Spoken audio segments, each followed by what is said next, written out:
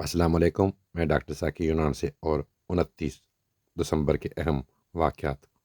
29 دسمبر 1930 کو علامہ محمد اقبال نے اپنے مشہور خطبہ الہ آباد میں مسلمانوں کے لیے اعلان وطن کا تصور پیش کیا۔ یہ واقعہ آج بھی یادگار ہے۔ 29 دسمبر 1947 کو محترمہ فاطمہ جناح کی قیادت میں پاکستان گرلز گائیڈ ایسوسی ایشن کی بنیاد رکھی گئی۔ 29 دسمبر 1994 کو لاہور میں شوکت خانم کینسر ہسپتال کا افتتاح کیا گیا، جس سے ہزاروں مریضوں کو سہولت ملی۔ یہ واقعہ آج بھی یادگار ہے۔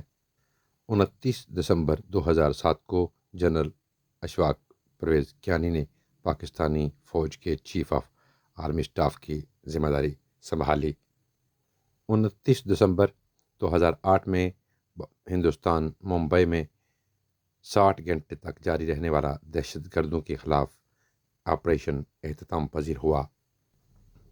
29 دسمبر 1951 میں گورنر جنرل غلام محمد نے سندھ اسمبلی تحلیل کر کے گورنر راج نافذ کر دیا۔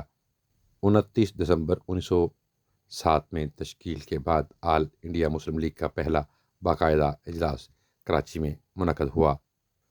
29 دسمبر 1530 میں مغل بادشاہ بابر کا بیٹا ہمایوں اس کا جانشین بنا۔ 29 دسمبر 1778 میں برطانوی افواج نے امریکی ریاست جارجیا پر قبضہ کر لیا۔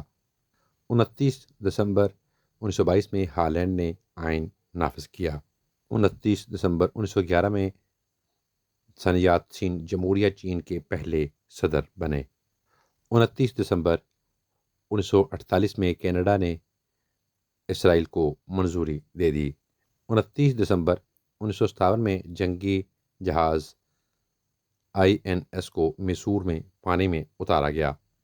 29 دسمبر 1969 میں ہندوستان میں درگاہ پور فولاد کے کارخانے کا افتتاح کیا گیا۔